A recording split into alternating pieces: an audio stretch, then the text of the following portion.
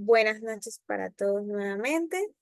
A continuación, para dar inicio a esta exposición, les quiero presentar al expositor que impartirá la sesión de hoy.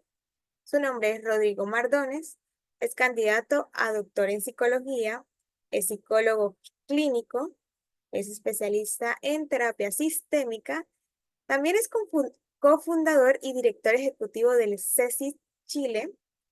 Es coautor del libro Historias de Cambio, Enfoque Sistémico en Acción. Vamos a darle un paso al profesor Rodrigo para que inicie la sesión del día de hoy.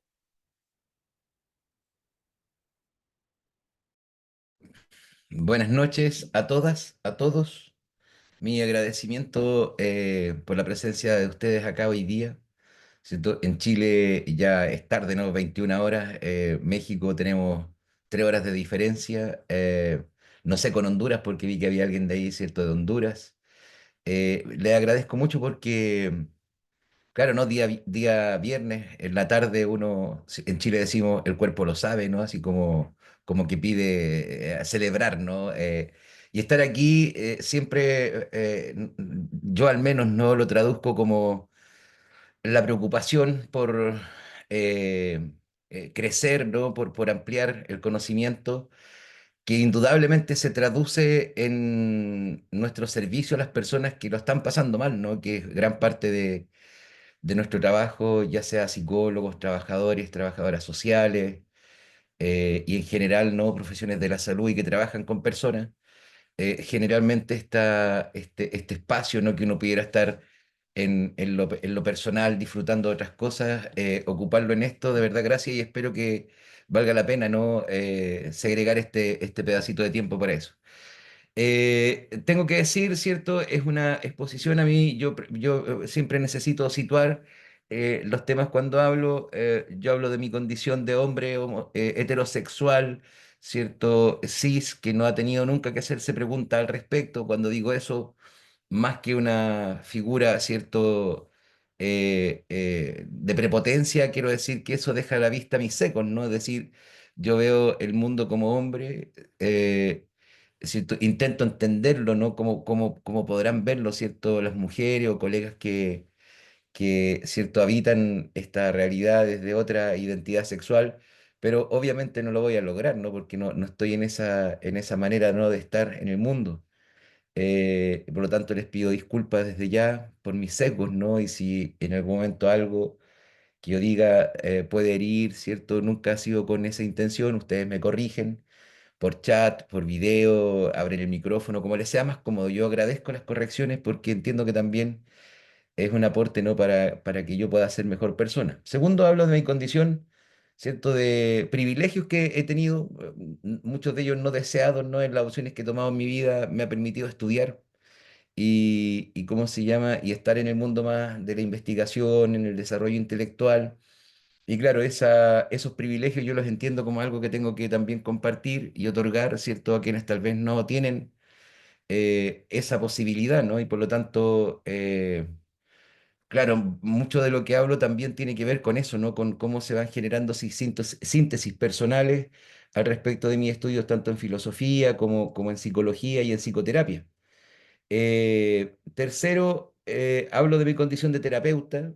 Inicialmente, como la mayoría de los que nos iniciamos, probablemente, ¿cierto? Trabajamos con distintos segmentos de personas. Hoy día yo estoy orientado estrictamente al trabajo con colegas, psicólogos, psicólogas, ¿cierto? Psiquiatras. No atiendo gente normal, ¿ah? Entonces trabajo ¿cierto? con nuestra raza, diríamos, ¿cierto? Desde México, ahí, en fin. Y por último, mi condición de papá, que para mí es importante. Creo que me ha construido como hombre en el paso del tiempo, papá de 2 hijas. Me han enseñado más psicología probablemente que muchas de las clases, ¿no? Que uno ha tenido que tener en aula. Y se me hace ahí una mezcla, ¿no? Eso.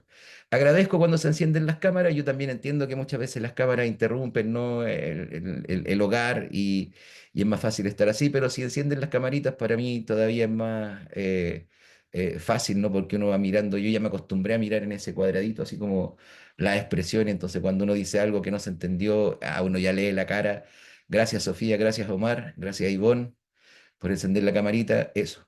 Y bien, esto está en el contexto de un diplomado, ¿cierto?, que estamos ofreciendo desde la alianza CESIS-ADIPA, ¿cierto? Como Centro de Estudios Sistémicos, nos dedicamos bastante al trabajo en investigación, publicaciones, ¿no? Venimos ahora haciendo un largo trabajo, incluso con fondos estatales, ¿no? Acerca de justamente eventos traumáticos y por lo tanto nos parece que puede ser interesante poner conocimientos un poquito más actualizados, ¿cierto? A disposición de los y las colegas que trabajan con estas temáticas. Hoy día vamos a hablar un poco de ansiedad y su vínculo también con el contexto, ¿no? Que es propio de las terapias sistémicas, el abordar, ¿cierto?, las miradas de las problemáticas que vamos observando en salud mental con más variables sobre la mesa que solamente el registro individual, ¿cierto? O bien cómo se ve desde las psicologías clásicas, ¿no? Las problemáticas que vamos observando día a día, ¿no? En el trabajo con personas. Entonces, desde esa línea, ¿cierto? Lo que vamos a ver hoy día es cómo también explicarnos el problema, especialmente hoy, ¿no? De la ansiedad, también aplica para todos los otros problemas, ¿no? De salud mirados también como desde la perspectiva del malestar social. Es decir, fíjate, una situación que tenemos acá es que probablemente, ¿no? Con el paso del tiempo, las psicologías clásicas y especialmente las aplicaciones a la terapia han tenido que empezar a enfrentar una problemática importante y que se explica por un problema, podríamos decir, epistemológico, ¿no? Es decir, cómo comprenden el conocimiento, ¿cierto? Cuáles son las variables que están bajo la idea, ¿cierto?, de empujar las investigaciones.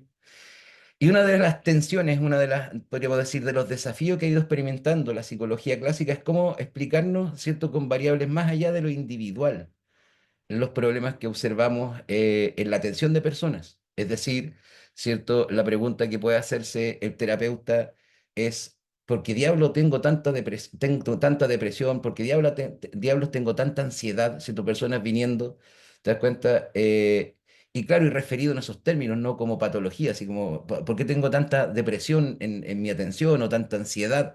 Ya, pareciera ser, ¿cierto? Que en los modelos clásicos, ¿no? Que están muy, podríamos decir, tensionados, están muy influenciados por modelos biomédicos, te das cuenta en donde la medicina tiene que responder a una exigencia que está dada desde la especificidad, es decir, fíjate, los médicos no pueden funcionar en términos generales, ellos a partir de información general tienen que tener una respuesta, ¿cierto?, para el individuo y el problema que tienen, específico.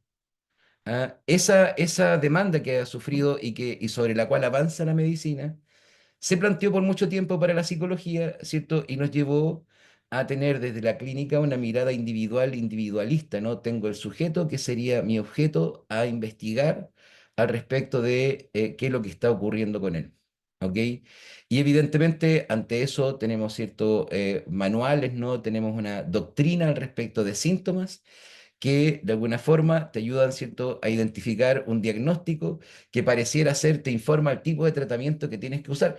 Ese razonamiento es biomédico. Te das cuenta de la idea de que tenemos que estar ante alguien para poder identificar exactamente lo que le ocurre, para poder identificar exactamente el tratamiento. En psicología no funciona así. Es decir, fíjate en psicología que lo que hemos ido dando cuenta es que la influencia entre terapeuta y paciente no se puede suprimir, aunque tú tengas cara de póker, aunque tú estés, ¿cierto?, evitando, ¿cierto?, influenciar, no se puede no influenciar, lo deja claro Paul Václavic, ¿cierto?, Gregory Bateson, los especialistas en la comunicación, bajo el primer axioma, no podemos no comunicar. Entonces, fíjate, cuando empezamos a darnos cuenta del valor, por ejemplo, de el vínculo terapéutico, de la relación terapeuta-paciente, empezamos a mirar que pareciera ser que esta mirada de la clínica como una especie de laboratorio ante el cual yo pudiera alterar la muestra, ¿no?, que tengo bajo el microscopio, en lo que tiene que ver con psicología no funciona así. Entonces, ante eso, empieza a ocurrir una demanda, ¿no? La demanda de cómo no podemos explicar con más variables que las individuales problemas como la que vamos a ver hoy día, ansiedad. ¿Cómo podemos, cierto, tener una mirada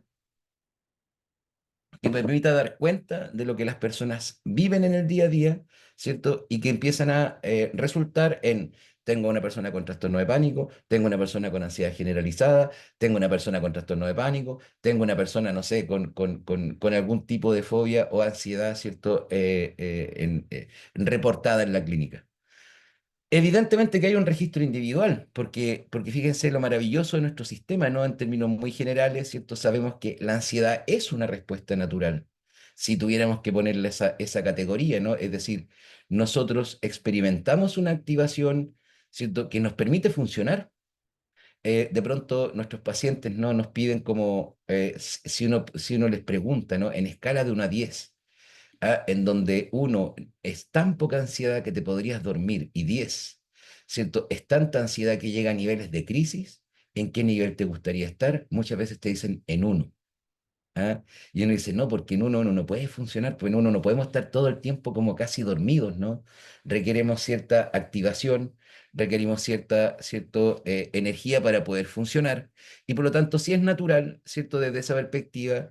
Sin embargo, como regla general, nos damos cuenta que todo en exceso hace mal, y por lo tanto, ¿cierto? La ansiedad en nuestro organismo, ¿no? Como experiencia, ¿cierto? Subjetiva, que se extiende por largo tiempo, de término crónica o excesiva, ¿cierto? Va generando un desgaste en nuestro sistema nervioso, lo queramos o no, que ya de manera crónica comenzamos a llamarlo como estrés, ¿no? Es decir, una persona que está de alguna forma permanentemente alerta, ¿cierto? Activada como si estuviera ante un riesgo inminente.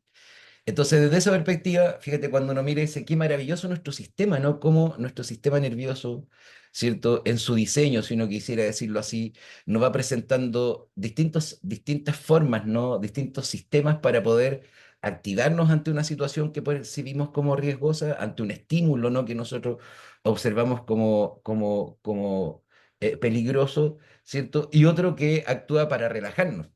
Entonces, fíjate cómo, ¿cierto? En este diseño vamos observando, ¿cierto? La implicancia, ¿no? De distintos sistemas que comienzan a activarse ante estímulos que vamos observando, ¿cierto? Como riesgosos.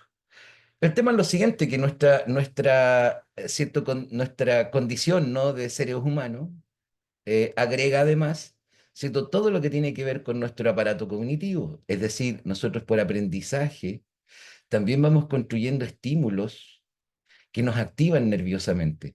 No es solo estímulos visibles, no tangibles, como le podría ocurrir, por ejemplo, a alguien que sufre de alguna fobia específica.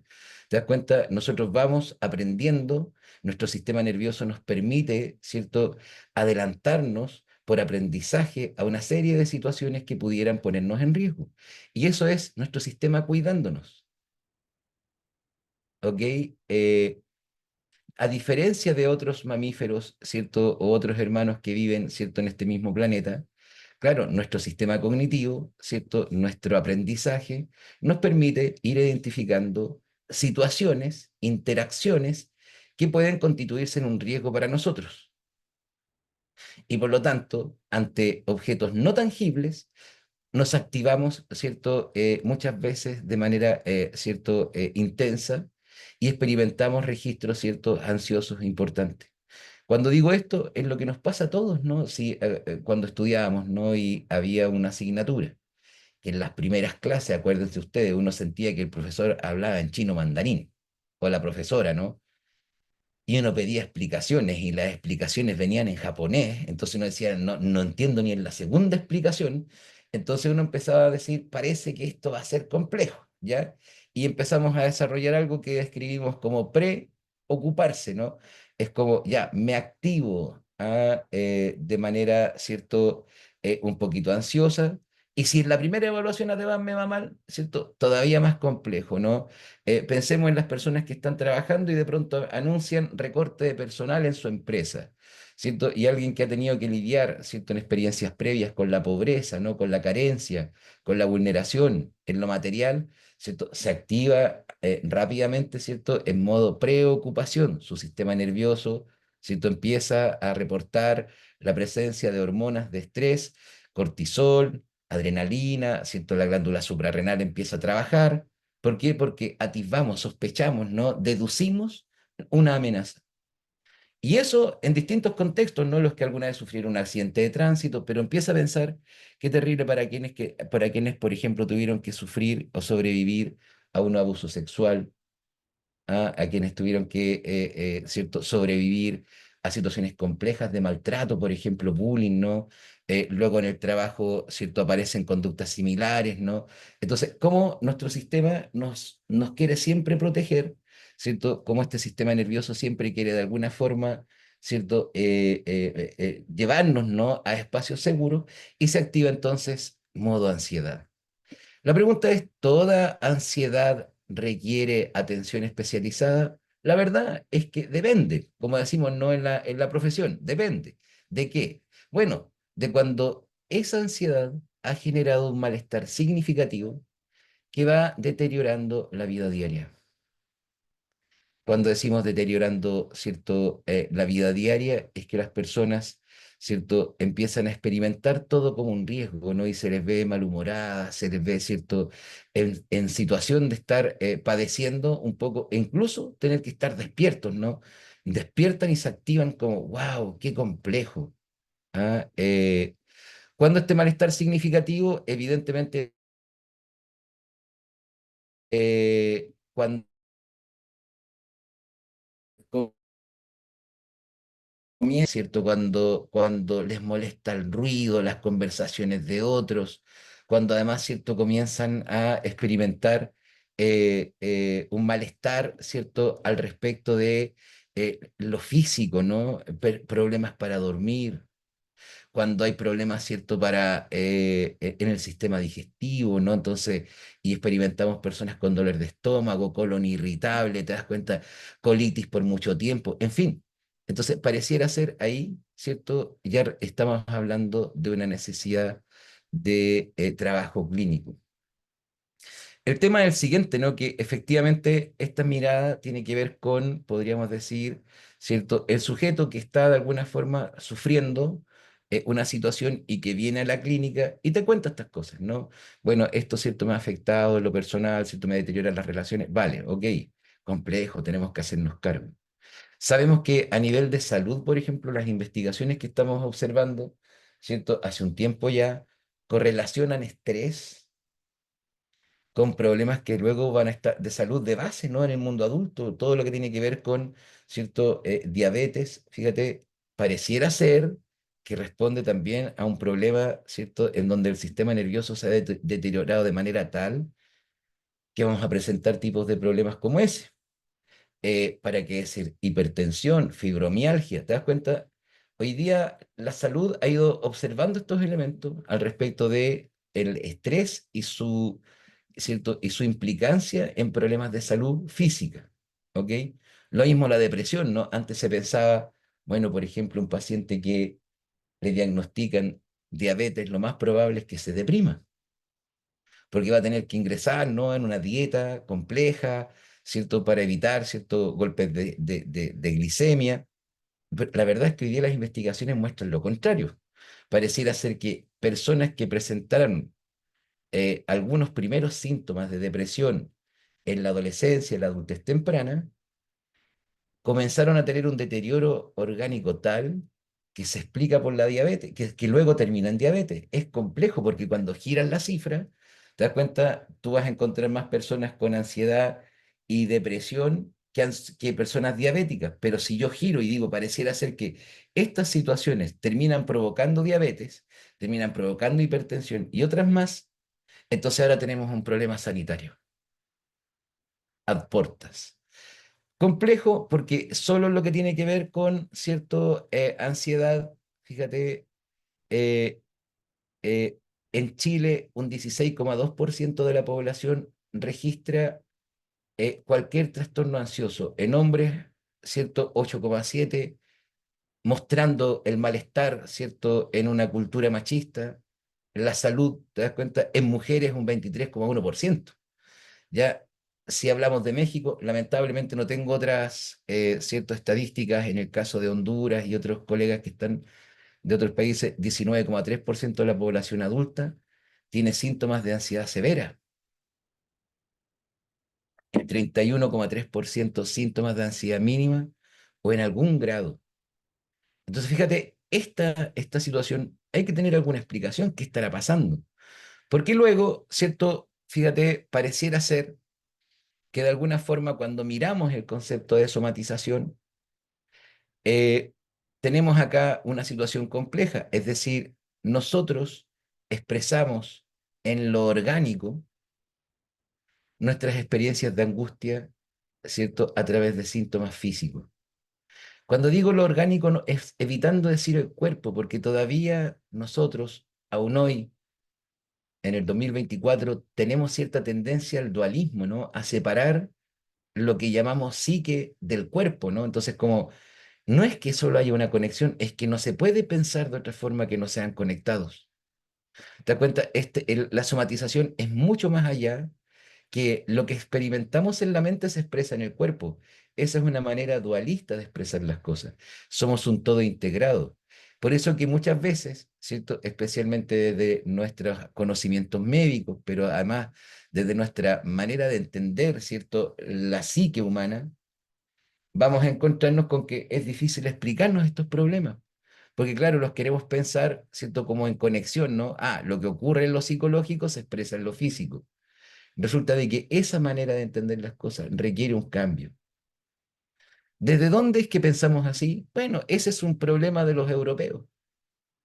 Te das cuenta que desde Descartes a la fecha, desde que, cierto, Europa se aleja de, cierto, podríamos decir, el monopolio o el influjo, ¿no? De la fe cristiana católica, entonces necesita declarar una manera de entender al ser humano que pueda ser llevado, ¿cierto?, a las disciplinas científicas encargadas de estudiar lo humano. Entonces estaba en esas cuando, bueno, Descartes, ¿cierto?, pensando cómo conocemos, ¿cierto?, hace una figura, ¿cierto?, que vamos a llamar sujeto cartesiano. ¿A qué me refiero con esto? Descartes descarta la posibilidad de conocer a través de la experiencia. Su problema es cómo conocemos, cómo obtenemos verdad, de cierta forma, ¿no? Descarta el cuerpo. ¿Por qué? Porque dice, bueno, nuestros sistemas de percepción nos han engañado. El ejemplo que él va a poner cuando estamos soñando, por ejemplo. ¿Cómo nos damos cuenta que estamos soñando en ese momento en que estamos muy implicados en el sueño, ¿no? Y entonces dice, y por lo tanto, si de pronto cuando estamos soñando y estamos tan comprometidos en un sueño tan emotivo, que puede ser pesadilla, ¿cierto? O puede ser un sueño grato, ¿cuándo podemos distinguir que estamos despiertos de que estamos dormidos cuando en el sueño tenemos sensaciones en nuestro cuerpo? Ah, en el sueño tenemos, ¿no? Percepciones que no podemos distinguir en ese momento de si estamos despiertos o estamos dormidos. Entonces, él, como era un tipo radical, dice, no podemos confiar en algo que alguna vez nos engañó. Pero pone otra figura, ¿no? Que es la mente. Entonces él te dice, bueno, ¿qué ocurre? Si nuestros sistemas son susceptibles de ser engañados, pareciera ser que pudiera ser que alguien quisiera engañarme. Pero el hecho de estarme haciendo estas preguntas, ¿te das cuenta de por qué me equivoco, cómo me engaño? Entonces, es que ahí hay un registro, fíjate, claro de que yo existo, en el hecho de pensar, en el hecho de hacerme preguntas. Entonces, por eso él va a decir, pienso, por lo tanto existo. Es decir, para Descartes, el registro propio de la existencia es el pensamiento. No cualquiera es el pensamiento bajo la duda. Por eso él va a decir, las matemáticas, una isla de seguridad en un mar de dudas, porque implica solo no el raciocinio, ya no la experiencia. Entonces el sujeto que aparece, ¿no? Descrito desde Descartes, está escindido, está dividido, la mente por un lado, el cuerpo por el otro. Cuando le preguntan a Descartes, ¿cierto?, qué es la mente, entonces él dice, lo que no es cuerpo. ¿Dónde está la mente? En el interior del cuerpo. Esto usted dice, ya, ¿qué tiene que ver? Tiene que ver, porque fíjate, aún hoy, nosotros, 2024, ¿cómo hemos dividido la salud como sistemas de salud en todos los países de Latinoamérica y Europa? Si una persona llega, ¿cierto?, con síntomas de taquicardia, con dolor en el pecho, ¿cierto?, con sudoración y sensación de que se va a morir, y llega a urgencia y le ponen los tapones, ¿no?, para pasarlo por el electro, y sale relativamente normal, ¿qué le dicen ahí a esa persona que piensa que va a morir? ¿Qué le dicen? que no tiene nada. que Que no está tiene nada, que no tiene nada. ¿Qué le dicen en urgencia?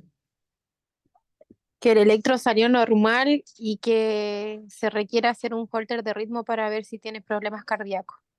Y cuando no, y cuando se haga el holter y todo lo demás y aparezca que no tiene Les problemas cardíacos. dicen que era un HI, que era histeria, que tenía, estaba en su cabeza. Crisis de pánico. Entonces, en general les dicen crisis de pánico, tiene que estar tranquilo. Que tiene ansiedad. Pero Exacto. como O sea, además, ya, que vaya al psicólogo, como dice la Catalina, ¿no? O esto es psicológico, ¿cierto? Esto tienes que ir a salud mental. Fíjate, a salud mental. Entonces, cuando nosotros miramos, ¿cierto? Nuestro sistema de salud está dividido en salud general, salud mental, replicando la idea, ¿cierto?, del sujeto cartesiano, en donde la mente va por un lado y el cuerpo va por el otro. ¿Y qué es la mente? Lo que no es cuerpo. ¿Y dónde está la mente? En el interior. Y esto ha llevado a que creemos una serie de nomenclaturas, una serie de, ¿te das cuenta?, metáforas al respecto de esta situación, que no existen, que son tonteras cuando le decimos a la persona, busca en tu interior. ¿Qué va a buscar en el interior? Hay órganos nomás, po. ¿Qué me estás queriendo decir con eso? No, es que este es un tema profundo. No hay profundidad. ¿Por qué se usan esas metáforas? ¿Te vas fijando? Entonces, ¿qué es lo que ocurre? ¿Cierto? Que en la manera en que comprendemos el ser humano de base, aún hoy día, en donde los profesionales encargados de la salud son unos y los profesionales encargados de la salud mental son otros, te das cuenta, intentan replicar sobre la integridad. Debemos integrar, pues si ya está integrado. Lo que tenemos que hacer es sacar todas esas metáforas, te das cuenta, individualizantes, que buscan subjetivar problemas objetivos. Y desde esta perspectiva, ¿cierto? Cuando tú empiezas a observar esto, en nuestra manera de entender el ser humano, en casi todas las disciplinas que trabajan con personas, la mente habita en un espacio de soledad en el interior. Y yo te puedo ver, porque, viste, caras vemos, corazones no sabemos, decimos. Ah, es decir, yo te puedo ver y yo no sé qué estás pensando. Claro, la mente habita, pareciera, en la soledad. Los cuerpos están en lo social. La idea de que todavía poseemos un cuerpo y que ese cuerpo está en lo público, pero en esta manera de entender el ser humano, te das cuenta, lo público es peligroso, lo público me puede vulnerar. Y por eso que la gente apenas empieza a ganar unos pesitos más, te das cuenta, se lleva a sus hijos del colegio público al colegio particular, se compra un autito para no andar en la locomoción colectiva, porque lo colectivo, lo público siempre se va a constituir en una amenaza, porque estamos escindidos. ¿Lo ves? Ante esta manera de ver las cosas, entonces entender los problemas individuales, ¿te das cuenta? Con una base, ¿cierto? Bajo un contexto social es complejo, porque seguimos pensando, ¿cierto? En estos dualismos, ¿no? Mente-cuerpo, individuo-sociedad, salud mental, salud general, terapias intimistas. Eh, concédanme el punto. Día Internacional de la Salud Mental. Y los Instagram y redes sociales y TikTok y todo se llena de tips. Tips para la salud mental. Hidrátate. ¿Te das cuenta? Trata de mantener relaciones que sean de verdad, ¿cierto? Que sean nutricias, ¿no? Aliméntate sano. ¿Ah? Practica deporte. Bueno, todos mensajes para personas que primero solo están en la clase media, porque alimentarse sano es caro, porque cuando tienes que tener 3 o 4 trabajos, ¿no? Para poder alimentar a tu familia, salir a hacer deporte, te das cuenta, es un privilegio de unos pocos, porque además hacer deporte requiere indumentaria, ¿te das cuenta? Entonces, ¿de qué estamos hablando nosotros que nos declaramos especialistas de la salud mental? ¿Cuál es la figura de ser humano que está detrás de una serie de afirmaciones que ni siquiera podemos probar de facto? Entonces, cuando uno mira eso, pareciera ser, ¿cierto?, que gran parte de lo que experimentamos, ¿cierto? Como ansiedad también tiene que ver con la somatización del malestar social. Es decir, a nosotros se nos olvida porque trabajamos con la clase media, media alta, evidentemente salvo los colegas que trabajan, ¿no?, en programas de reparación de daño, gente que está con vulnerabilidad social importante, ¿cierto? En fin, pero nosotros tenemos un ofrecimiento para la clase media, media alta. Nuestra disciplina es clasista, ¿ok? Y por eso se nos olvida, ¿cierto?, observar, bueno, las personas habitan en un contexto y el contexto es el que produce las personas. ¿Ok? Es decir, nosotros tenemos categoría de persona humana porque hay un constructo social que declara, ¿no?, nuestros derechos de persona, nuestros derechos humanos, ¿cierto? No es que la sociedad exista por los individuos que se reúnen, es que es la sociedad la que crea al individuo. ¿Me hago explicar?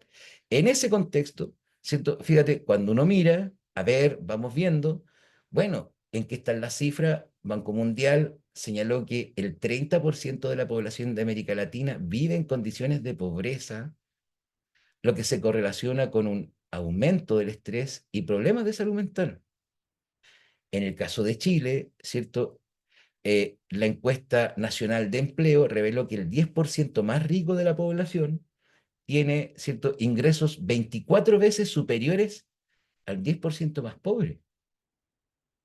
Cuando tú miras, ¿cierto?, el contexto social, nos damos cuenta de los problemas al respecto de violencia, ¿cierto?, crimen organizado, narcotráfico, ¿cierto?, en donde hemos ido observando cómo, ¿cierto?, estas situaciones van sometiendo a las personas en una percepción de su entorno, ¿cierto?, como peligroso.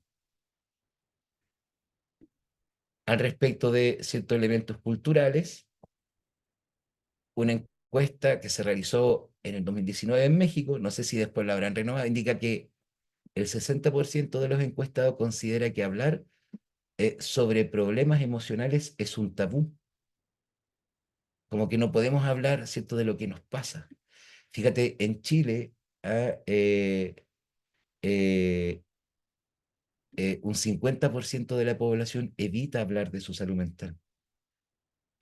Por miedo al estigma de lo que esto puede contribuir, ¿no? Y esto, fíjate cómo va contribuyendo a que todavía nos sintamos más solos, más desprotegidos, ¿cierto? Y no tengamos un correlato de, oye, a mí también me pasa. ¿Lo ves? Cuando tú miras las cifras, ¿cierto? Y hablamos de salud, ¿cierto? Eh, Pareciera ser que estas experiencias, ¿no?, que nos llevan a somatizar, va haciendo que, ¿cierto?, se incurra en un elevado gasto en recursos de salud. Lo decía, ¿no? Cómo correlaciona con cómo hay una relación entre esta problemática y otras enfermedades de base en el mundo adulto. Eh, por ejemplo, en Chile, el aumento de demanda en la atención primaria por síntomas somáticos ha llevado al sistema de salud a enfrentar una presión adicional.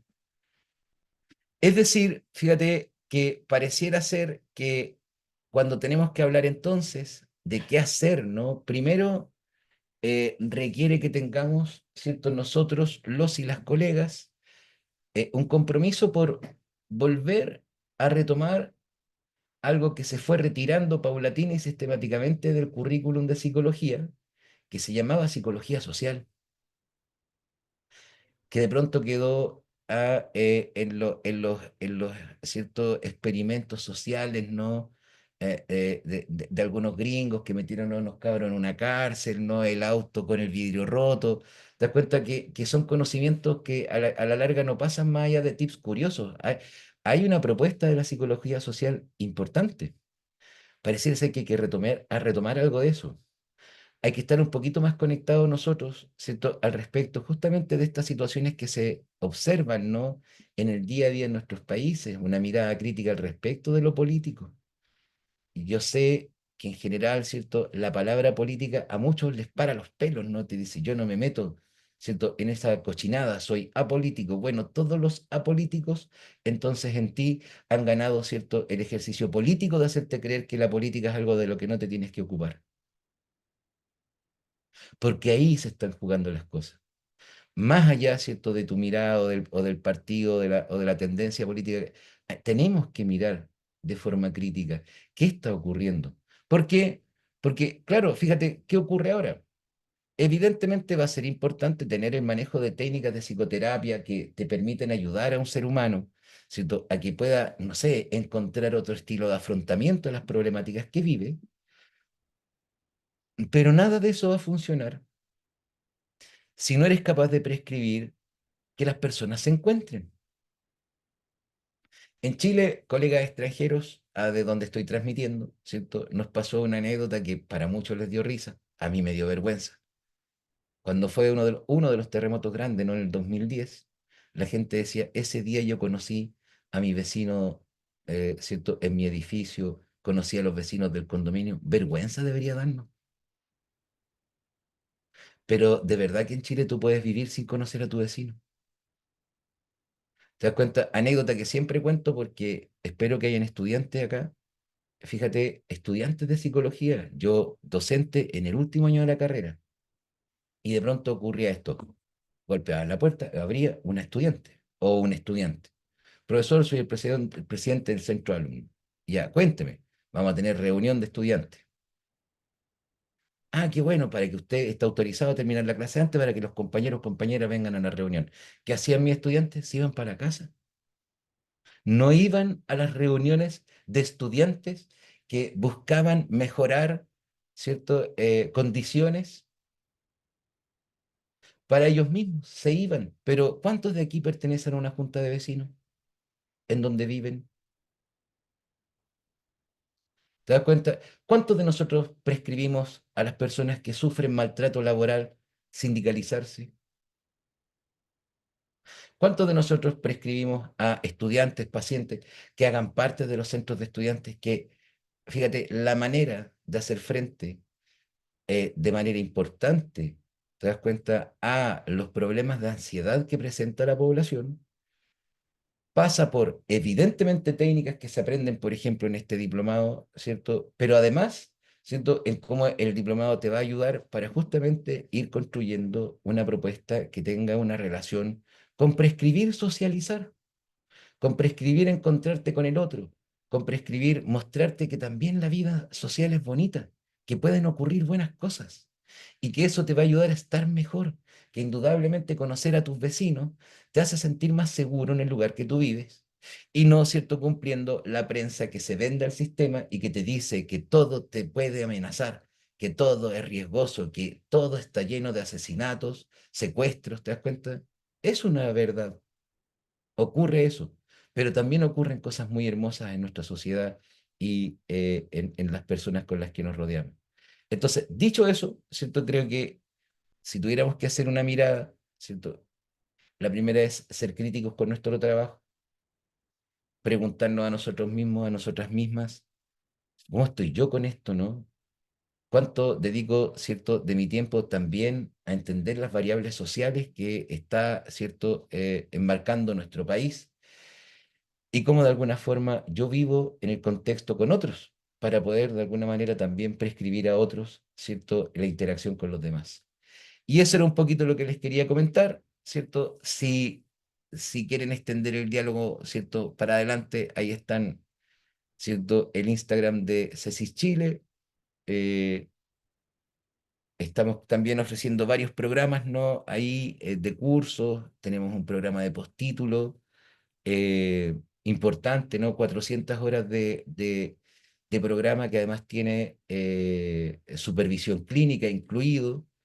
Eh, Iniciamos ahora en CESIS un programa de regalar capacitación con certificación a atención primaria en salud. Así que si hay colegas aquí, ¿cierto?, que trabajen ahí, vayan a visitar el Instagram y ahí están las bases para participar. Hemos decidido comenzar a regalar capacitación a, a CESFAM, ¿cierto?, y centros de atención en salud primaria eh, con certificación, ya sin letras chicas, ¿vale? vayan y lo vean ahí y evidentemente está, ¿cierto?, este diplomado que pueden tomar, ¿cierto?, y encontrarnos allá eh, de terapia psicológica para la ansiedad. No sé si hay consultas, si algo quisieran no señalar, les dejo la palabra. Voy a sacar mi laminita, ¿cierto? Porque yo a las 10 tengo lamentablemente que salir de la sala, tengo otro compromiso. Entonces, si hay dudas, consultas, eh, les dejo la palabra. Muy bien, chicos, vamos a empezar con la ronda de preguntas. Si alguna persona desea intervenir y hacer una pregunta, levante la manito y le vamos a dar el derecho al micrófono. O de repente, si el micrófono no les funciona o hay mucho ruido en su alrededor, pueden dejar un mensajito en el chat y lo leemos.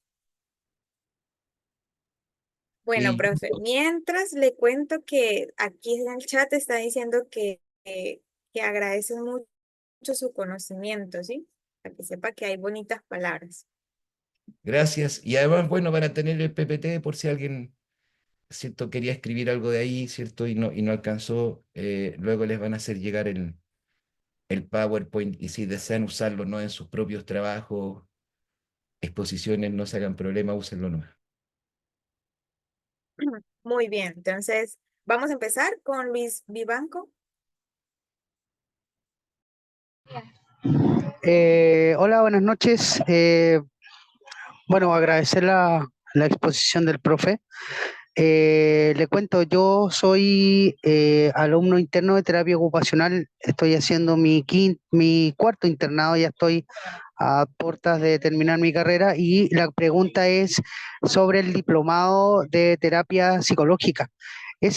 Digamos, puede ser aplicado por terapeutas ocupacionales o podemos tomar ese diplomado de terapeutas ocupacionales? Mira, sí, porque, a ver, en algún momento alguien nos criticó al respecto de que nosotros nos certificamos como terapeutas, ya en el área de la psicología, ¿no? Eh, mostramos las técnicas que usamos en terapia para que personas que trabajan, ¿cierto? Se requiere ser profesional o estudiante de último año de la carrera, ¿no? Puedan aplicar, ¿cierto?, en el trabajo con las personas. ¿Te das cuenta?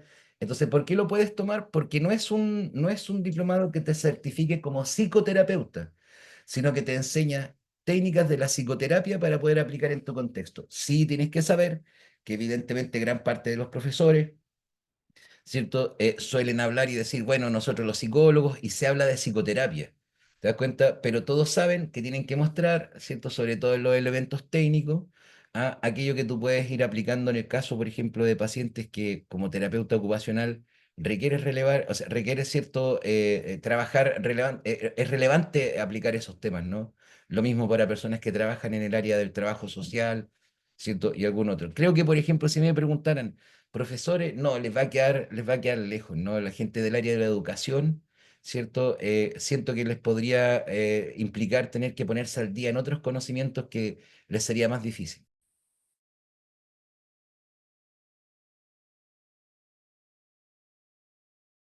Muy bien. ¿Iba a decir Muchas algo, Luis? gracias. Ah, Sí, muchas gracias, me quedó absolutamente claro.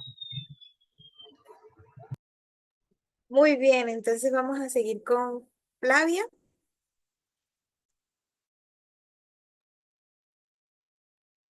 Hola, muy buenas noches de acá Flavia. de Chile. Hola, mucho gusto.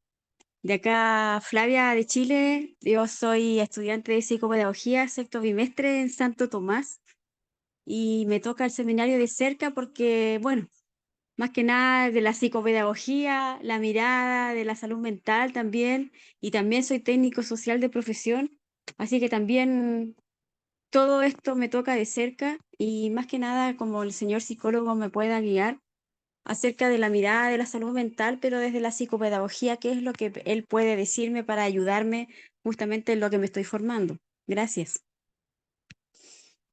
Bueno, mira, fíjate, yo creo que hay varios elementos importantes, ¿no? El primero es que bajo el influjo de la ansiedad, el aprendizaje todavía se complica un poco más, ¿no? Porque efectivamente, ¿cierto? Pareciera ser que aprender en la manera en que estamos planteando, ¿no? Porque claro, si tú me dices, bueno, pero en el itinerario de aprendizaje de un militar te das cuenta, no, hace otra cosa, ¿no? Estamos hablando de estudiantes, personas que requieren, ¿cierto? Vivir el aprendizaje de los elementos cognitivos, aprender contenidos de materia, ¿cierto? La ansiedad es una experiencia compleja, ¿no? Ahora, yo digo que uno de los grandes productores de ansiedad tiende a ser los sistemas educativos. Te das cuenta que ponen el acento, ¿cierto? Solo en las evaluaciones. Yo creo que descubrí la ansiedad en la segunda reunión de apoderados que experimenté en mi vida cuando era estudiante. Porque en la primera me di cuenta que a mi papá y a mi mamá le contaban lo que yo hacía en la escuela y luego se me olvidó y en la segunda entonces me acordé, ya, te das cuenta, sistemas Claro. activos, como, claro, reunión de apoderados, no, por Dios, y es como ya.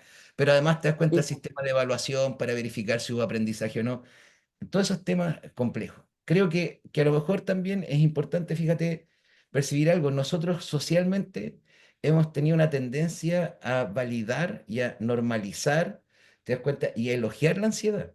Fíjate cuando se piden los currículums, ¿no? Y que ese profesional que venga sepa, ¿cierto?, trabajar bajo presión. ¿Qué te están diciendo? Que en el fondo seas capaz de trabajar estresada. ¿Te das cuenta? Que Mm, tenga cierta resistencia a la alta demanda. Eso es trabajar bajo estrés. Entonces, ¿cuál es el ujú, problema? Que fíjate, nosotros que estamos en un continente que por las distintas, ¿no?, situaciones políticas y sociales vive de tragedia en tragedia, piensa solo las dictaduras, no cómo nos hermanan en Latinoamérica. ¿Te das cuenta? sí, Los desastres naturales. Entonces, somos un continente que tiende a normalizar la ansiedad, tiende a normalizar el estrés y que le cuesta más tarde el disfrute a ese sujeto. ¿Te das cuenta? Esta idea de tener que machacarte trabajando hasta tarde. ¿Por qué te estoy diciendo esto? Porque dentro de esas cosas, fíjate, en la normalización del estrés, yo esto es mi manera personal de verlo, ¿no? Hemos puesto hasta nombres complejos a estas cuestiones. Procrastinar. ¿Qué es eso? Eso es acumular estrés al punto en que ya no lo soportas más para poder hacer la tarea. ¿Te das cuenta? sí. Hay un tema ahí, ¿no? Entonces yo creo que yo lamento que si bien desde las escuelas retiramos el castigo físico, yo tengo 52 años, ¿te das cuenta? Y tengo recuerdos de cómo me cachetearon porque no entendía un ejercicio de matemática en la sala, pero pasaba al maltrato psicológico. Y yo creo que Exacto, a mí me así, pasó cuando yo era sí, chica en tercero básico, yo sufrí bullying y creo también haber sufrido bullying de parte del docente, porque estaba esa mala costumbre del año 80 en donde, porque era más rubiecita, era más bonita, entonces yo la siento en la mejor fila, pero las tontitas de matemáticas que no entienden nada las tiro para atrás. A mí lo que me significó muy gravemente, año 83 estoy diciendo, y todavía siento que está esa mala costumbre de año 80 y es una alerta porque es para la educación y donde yo estoy estudiando, más me hace ruido del bullying que yo sufrí y del problema psicopedagógico que yo tuve en matemática, eso me llevó a quedar repitiendo en tercero. Y lo voy a decir siempre y toda la vida. Yo mm, sufrí bullying docente también y sí, claro. Sí, fue sí, grave, sí. muy grave. Bien, te doy las gracias, Flavia. Hay que darle la palabra a Gracias. Mariana. Gracias. Hola, buenas noches. Agradezco la experiencia. Mi duda va en torno a si usualmente sabemos que sociabilizando el ser humano puede quizás compartir un poquito más, bajar los niveles de ansiedad. ¿Qué tips más concretos pudiéramos entregarle a las personas que, como mencionaban, tienen, no sé, 4 trabajos, las condiciones de vida son como más inhumanas, ¿cierto? No hay tanta dignidad. ¿Cómo entregar esperanza a esas personas? Ujú. Yo sigo planteando lo mismo, ¿te das cuenta? Yo creo que la figura de, cierto, socializar, de abrirte a conocer tus vecinos, ¿te das cuenta? De poder, eso siempre va a ser, fíjate, claro, tú me lo preguntas hoy día y te ves bastante joven, pero cuando tuvimos que sufrir la dictadura de Pinochet, ¿te das cuenta? Una dictadura de derecha, en las poblaciones no había que comer. ¿Y cómo nos organizamos para salir adelante con ollas comunes? Y se organizaron comités de ollas comunes, te das cuenta, pero claro, bajo esta otra dictadura, te das cuenta, de derecha, que no usa armas, pero que, cierto, te estrangula en el trabajo y todo lo demás, claro, se nos integró esta idea de que estamos solos y de que el otro es una amenaza. Entonces, por eso que hay que hacer, hay que apoyar en eso, hay que apoyar, hay que apoyar, ¿cierto?, en esta figura, ¿no? No las de izquierda tampoco, Sergio, así que no te asustes tanto. Estoy hablando de la experiencia que yo tuve. Eh, entonces, desde esa perspectiva, te das cuenta, apoyar, ¿cierto?, para trabajar para estar junto al trabajador social a esta dupla psicosocial, ¿cierto? En los esquemas de salud primaria, ¿no? Y en las poblaciones, y en general es bastante nueva, ¿no? En relación a cuánto existe la psicología. Pero fíjate, para muchos ha sido rabiar, ¿te das cuenta? No, hay que estar ahí. Hay que estar en la línea, ¿cierto? Del trabajo comunitario. También es importante. La clínica no lo resuelve todo. ¿Te das cuenta? Y pedirle a la clínica que lo resuelva todo es injusto, no lo puede hacer. ¿Ya? Eso, Mariana.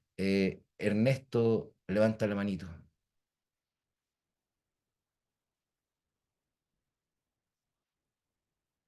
Ernesto, eso, Sí, activa tu Ahí micrófono. está, sí, ¿me activado el escuchan? Ujú. Sí, muy bien. Bueno, primeramente agradecerle lo excelente de la ponencia, muy atinado el tema.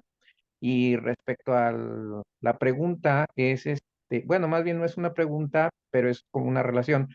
La ansiedad también tendría que ver muy importante con los cambios culturales de la sociedad para la vida de que se generen todos los demás trastornos, que allá hay una alta demanda en eso. Te refieres como a cambios culturales, me decías tú, ¿no? ¿Eso? ¿Ahí entendí la pregunta? Sí, Sí, claro, ¿no? O sí, sí, sea, que tiene que venir sí, ligada.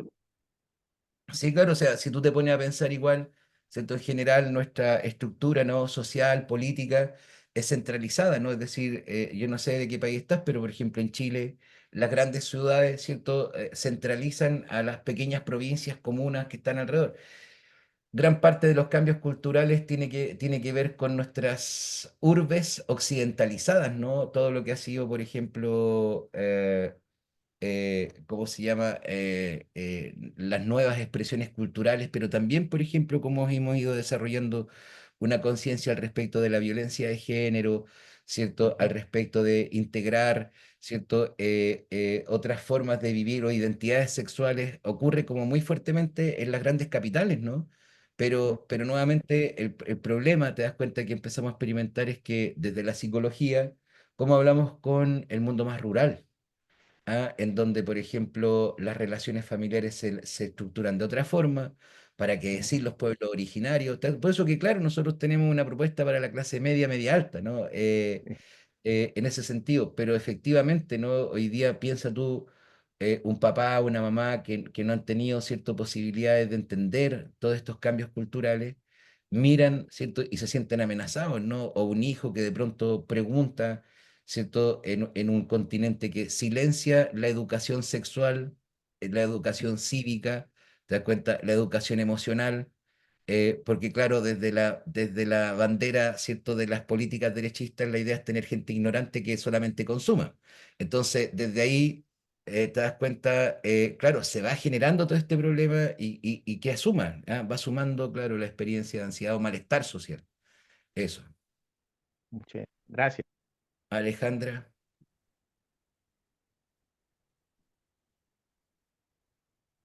Alejandra, ahí te estamos dando permiso para Sí. eso. ¿se te pegó? Ajá. Hola, Ah, no. hola, hola. Hola. Saludos desde México. Este, Gracias. bueno, aquí yo tengo dos situaciones. Una de ellas, soy docente y he visto que ha incrementado el número de jovencitos con ansiedad. Eh, bueno, más bien jovencitas, porque no tengo casos de hombres, de jóvenes, o a menos que ellos no quieran externar pues este problema. Este es uno. Esa es una situación, lo estoy viendo en aumento. Otro punto, yo sufro de ansiedad y yo ya tengo problemas, ya mi cuerpo ya lo somatiza. Este, ya probé yoga, estoy probando yoga, estoy teniendo una dieta especial porque todo lo somatizo en el estómago. Yo Ujú, platicando con el psicólogo le decía, ¿será que ya es tiempo de que vaya con el psiquiatra? ujú. Eh, y porque ya pasé por todas esas etapas de empezar a controlarme yo, tratar de controlar respiraciones, tomo una pastillita para poder dormir, etcétera. Entonces, ¿en qué momento es ir ya con el psiquiatra? Lo que pasa es que, Ajá. a ver, ya, lo que pasa es que en el modelo individual que estás planteando, el psiquiatra te cabe en cualquier momento porque no son excluyentes, ¿te das cuenta? O sea, el psiquiatra, un psiquiatra honesto, te das cuenta que no tiene formación en psicoterapia, te va a ayudar, ¿cierto? Probablemente con la medicación y tendrás que seguir con la terapia en el formato individual que estás planteando, ¿no? Con él o la psicóloga. Luego habrá que ver, ¿cierto? En un tratamiento más amplio, ¿no? También cómo está el espacio de tus relaciones sociales, ¿cierto? Y desde dónde viene un poquito, ¿no? La historia, ¿no? De esta ansiedad, ya que parece lleva tiempo contigo. Eh, pero la Sí. pregunta, ¿cuándo hay que ir al psiquiatra? No son excluyentes, entonces eso puede ser al principio, al final no va a ir, no están en Mm. ese corte, ¿ya? Ajá, sí, gracias. Entonces sí, yo identifico plenamente cuándo empezó. Llevo Ujú. con 5 años con ansiedad, tratando de controlarlo, tratando de vivir el día a día, tratando de ser normal, por así decirlo. Pero sí me preocupa también, es una parte, pero también me preocupa cómo he ido creciendo con los jóvenes de preparatoria, adolescentes. Sí, eso. Sí, Ya pues, entonces yo tengo que dejar para que hagan el sorteo. Espero que les vaya bonito, ¿cierto? Y que alguien que necesite, ¿cierto? El diplomado se lo pueda ganar. Me despido porque tengo otro compromiso, así que Emily, ahí abracitos y a todas y a Ahora, todos que tengan una bonita noche y un buen fin de semana, que puedan descansar también. Chao, chao, que estén bien. gracias. chao, profe. Muy bien, chicos. Como le dijo el profesor, vamos a pasar al tema del sorteo. Entonces, les comento, vamos a dejar de grabar para proceder a esta